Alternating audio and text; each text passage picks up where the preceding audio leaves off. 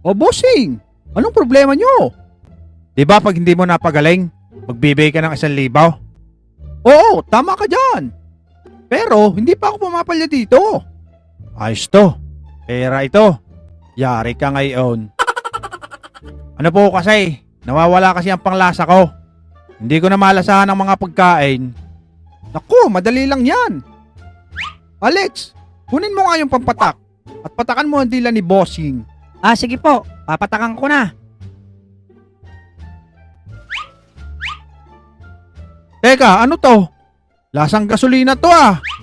Congrats! Bumalik na ang panglasa mo. 500? Nakakabwisit. Naisahan ako nito ah. Babawian kita. Babalik ako bukas.